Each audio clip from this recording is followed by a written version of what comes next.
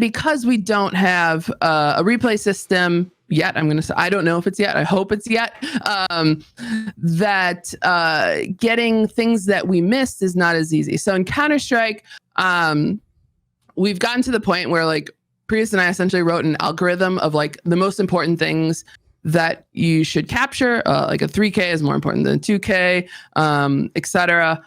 And then we hired someone else to write a bot. And so it's 7 seconds delayed. And then the things that if a 3K happened and we only got 2 of them, it will grab both the 3K. Ah, right. It records it so you can do a replay. It records it. It records it. Exactly. Right.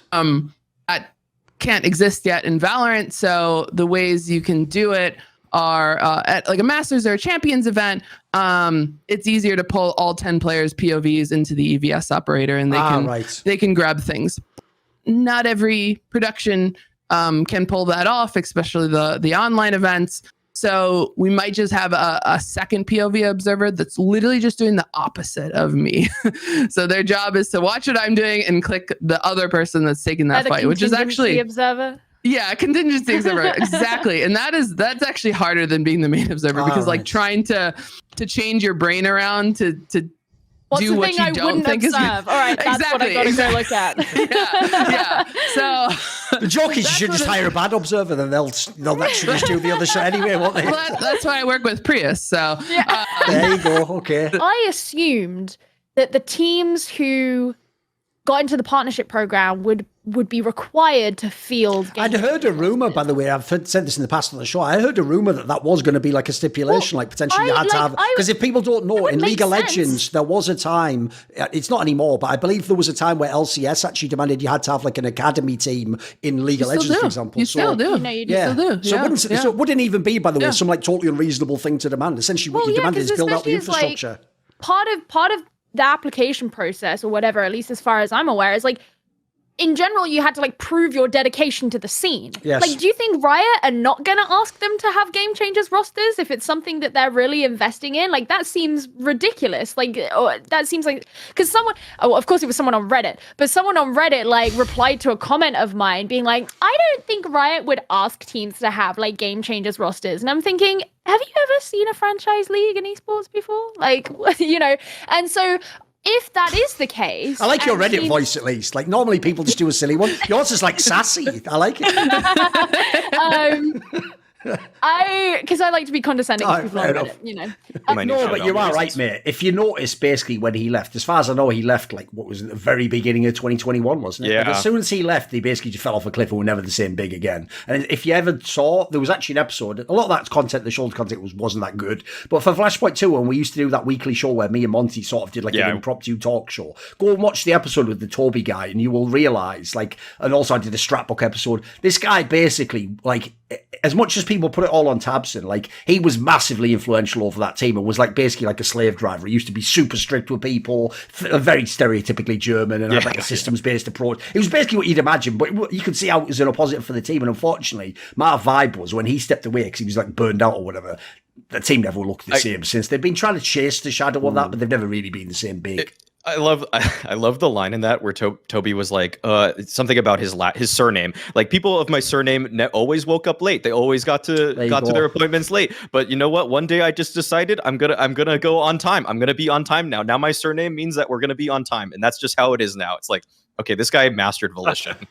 Yeah, you have to realise, unironically, because this is how German they are in big, they were operating on that fucked up logic. You know where people say, like, early is late because, like, no, on time is late because early is, like, on time. Like, that fucked up thing that people say. Like, they, like, unironically were saying that as it was, like, a good thing. Like, what the fuck? It's even not come on time, I'm late. Like, what? So anyway, we'll move on now, because here's the thing. This is a spicy... I can tell it's going to be delicious. He doesn't even know it, though. Maui's just walking in thinking it's a usual Monday, like, all right, guys, how was the weekend? He's about to throw out as a bad point what could be an incendiary, if you understand Maui, the team of people I've put together for this particular episode. All I'm saying is there's biases here. Let's see. Let's just pretend like it's just a legit. What's your bad point, man? What's your bad point? I'll give it some preface too. I'll give it some preface too. I'll say what it is first, and then I'll give it a little preamble. Okay, so no, you didn't. My bad is that it's NBK to Mouse. How dare you? Okay, come on, hit us with it. Come on. The rise of the CIS region has been amazing for the game. Like Gambit has helped revolution. I think that, no joke. If Gambit didn't appear, this Na'Vi doesn't exist. You have a way more flawed Na'Vi. That might be number one, but they wouldn't be anywhere near the dominant force they are now. So Gambit revolutionised the game. Teams like Entropic, Virtus Pro have brought us like a new level of talent and new stars. Here's the one downside. CIS trash talk is my fucking pick for bad. It is garbage. And the problem is, unfortunately, a mixture of, as far as I can tell, culture clash and then the old babblefish problem of like, you are literally just people mistranslating comments they don't understand because it's not their first language. That combination is killing the hype. Because if you notice, there's two ways it goes with the CIS teams. Either one, they seem to almost skip the trash talk and just make like blood oath death, which like, I will destroy him. Like, is this actually, you can't tell, like, dude, is this actually like a bit or is he just bantering? And then the other angle is this. In the same way as you can't always tell, they never get that we're bantering. They like you are aware the CIS region doesn't even, I don't think they're even aware me and Richard Lewis make jokes. Like they think for real that like this is all hard trash talk of them as like players and people. They don't get like these are like essentially banter is about sort of just being a bit, it's just being cheeky if people don't know. It's being flirtatious as it were. Like, you know, sometimes you're just playing with an idea or you're doing it just to get a reaction, you know.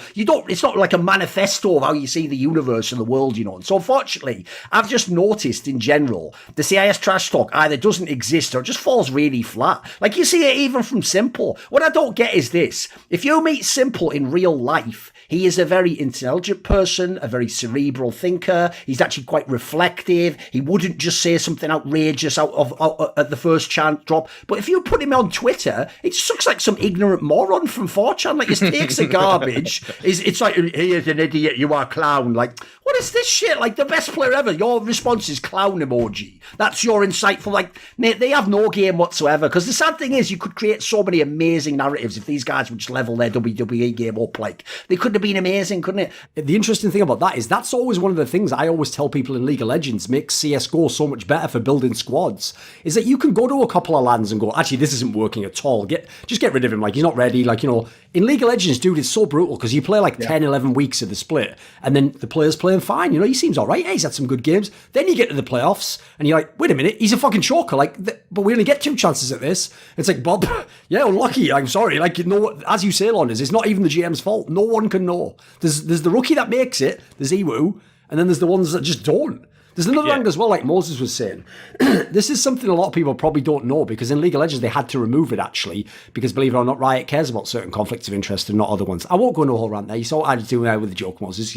I slowly weaved it in there through the... Yeah. So what they did basically was back in the day when League of Legends first came along in Korea, they just straight up had sister teams that both competed in the same league. So famously, like, they would have like interesting themes because obviously they're all fucking like in that anime type shit there. So one would be called like Blaze and one would be called Frost and one would be Shield and one would be called Sword. There was never one called Dick and one called Arsehole for some reason. It seemed obvious to me, you know. If you want to have banter, right, that would be that's straight fire, exactly. That's fucking sick. And by the way, if anyone's like, well, I wouldn't want any of the Arsehole one, how dare you, sir, in this political climate? Anyway, right, so you see it, that's actually pretty fucking sick. That's not bad. No, yeah, no, it's like, I didn't even make that edgy, but it felt edgy. That's the thing, it felt provocative.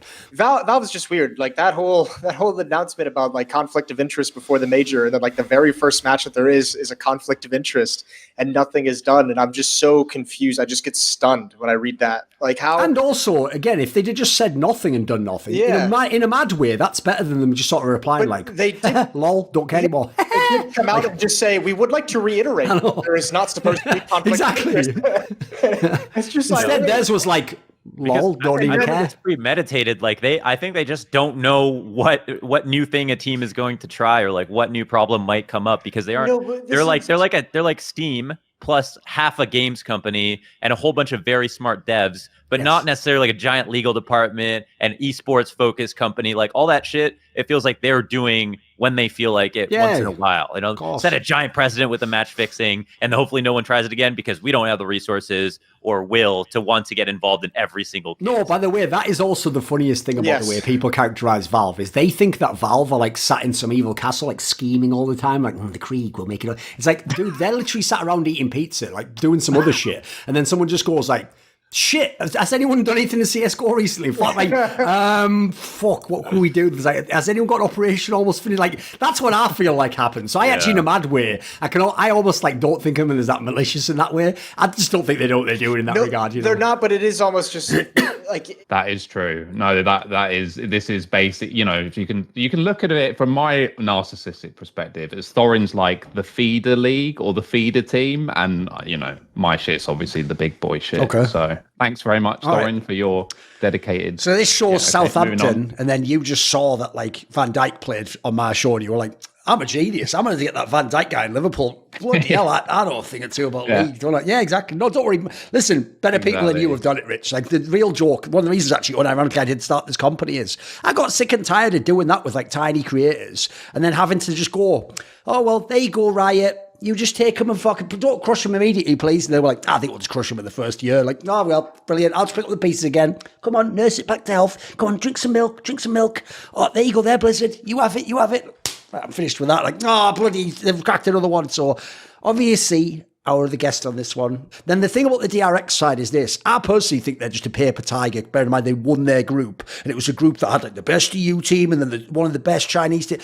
I don't give a fuck. Like, Rogue fell apart in week 2 and Top didn't even look good until they weren't in the tournament anymore. Like, I don't really care about DRX's performance. Then I look, their mid laner is just literally getting to pick the 2 champions he's fucking good on. And then even then, it's not like he just destroys everyone. He just does well. So I look at their team. The joke is they are the most boring LCK team. I can see why Monty likes them on some level because they just play like the fucking by the numbers League of Legends. Like, right. It's actually how every fan complains on Reddit. They want their team to play if their team's Fnatic or some top esports. But the truth is you don't. It'd be the most boring League of Legends ever. Like, here's what you want. When your team gets a team wipe on the opponent, so there's one guy left or the death tab, you want them to base race and rush there and try and fucking knock the towers down and have a really big fight under the towers as the guys are coming off this point and see to the end of the game. You don't want them to go, right, really boring, like, you know, let's check our portfolio, let's go back and check the dragon, and then Baron's in 2 minutes, set up vision and check that their vision. You don't want that because that's actually not sexy. What's sexy in League of Legends, I've always thought this, is fucking team fights. It's why I knew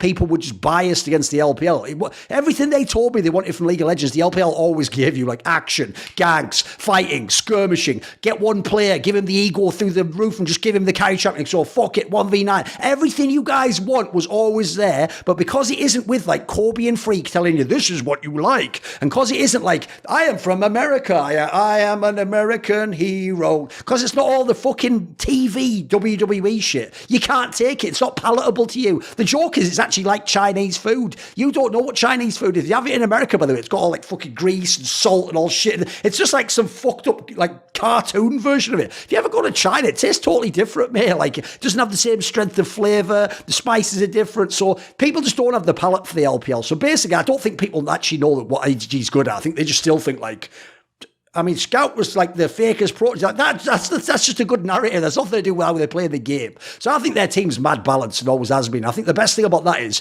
unlike every other bloody team in the universe, they go to Worlds and the meta can't just crush them flat. They could play badly. So for me, the problem with DRX is I think they're the most basic bitch team in the whole fucking tournament. I think it's a joke they're even in this part of the tournament. The only reason I was taking them on SI is because they're fucking underdogs and whatever. If I get them a good odds, I might go with them in that sense. But I don't believe they can actually win. I think DRX has the lanes to win. I don't think they have the team to win. I don't think they have the champions. I don't even think if you're ADG, you need to like pinch a little. No, you can just fucking draft the better champions, mate. You're going to win this series. So, right.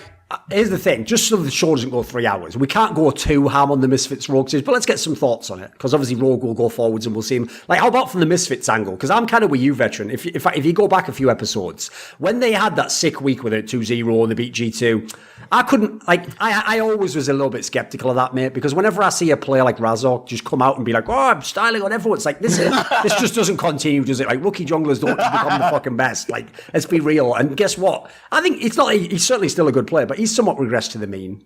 The team in general has kind of, Yeah, I think they've been figured out, right? I'm not sure that Razork has regressed more than like every team realizes that if you attack mid jungle and they can't just snowball the entire map, then bot side looks pretty vulnerable and top side looks pretty vulnerable. I think everyone figured that out towards the end. Okay. We even had Young Buck on the show saying, yeah, all you do is you just fucking attack mid and then just gank bot repeatedly and the game is free, right? I think Dan is also, I think Dan is also pretty vulnerable.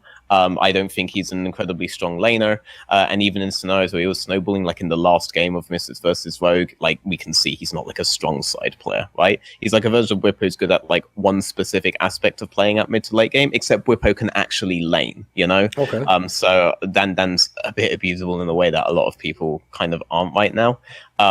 And I mean, people like ran it down. Oh, here we go. Like, get the bingo card out, everyone. This is the 2020 bingo card. I knew this was coming. The B-boy rant. But he ran it. It was so funny because people got so high when he had like a really good KDA in the first game. There was a copy. I bet loads of people were tweeting at you like, what the hell, Veteran? Yes. Didn't Featherman tell you? Just listen to pro player. By the way, that's my favorite noob. My favorite noob comment ever is when they just have a favorite player and their favorite player confirms what they think and they go, why can't you just listen to pro players? It's like, you dumb motherfucker, who do you think we talk to all the time behind the scenes? Half of them don't even agree with each other. Even people on the same team don't agree sometimes. That is true. So we have seen shades of the Denick that I was hoping we would see. I never thought that he would get to a point where he was like competing with Kaiser, for example, and Limit got the perks buff. For everyone who doesn't quite remember, I was saying that Limit might be getting a bit overpraised. I think he's good, but because perks brought him up, everyone just assumed that he was going to be like the second coming of Christ, because that's what perks does when he says. And obviously Limit is not the second coming of Jesus Christ. Steelback Exactly. is. So from perks mouth to our ears. So I think we have still seen shades of the Denick of that we've been expecting. When they destroyed Origin, for example, early on in the split, that was basically Denick just showing, like, giving Destiny a lesson in how to play Rakan, right? We have seen these insanely strong games from him. I actually remember but that. it's You're less right. consistent than possible. Yeah. I do appreciate, by the way, that like every Western analyst in League of Legends, their relationship with perks is now like the fucking Sistine Chapel roof where he's God and then they're reaching out and just touching his finger. It's like, that's all they want. It's ridiculous. The Beatles said they get by with a little help from their friends, but I get by with a little help from my Patreon community. And this video was kindly supported by Matt Pugnatio Rajcula, Ahmed Hadjou, Bot Pounder 420, Tooorin, Animosity, Tobias Bernasconi, Jensen Goh, Tosh, and a special thanks always goes out to my main man Jerky's Minion. Would you like to ask me a question in my monthly video AMA? Do you want teasers to find out who are the upcoming guests? Maybe you want to take part in one of those lengthy but intense esports discussions I have with my donators, or maybe you want to suggest a guest or a topic that I could cover. Well, if any of those tickle your fancy, put your money where your mouth is and join the Scrolluminati today, where in the description box below there is a Patreon link.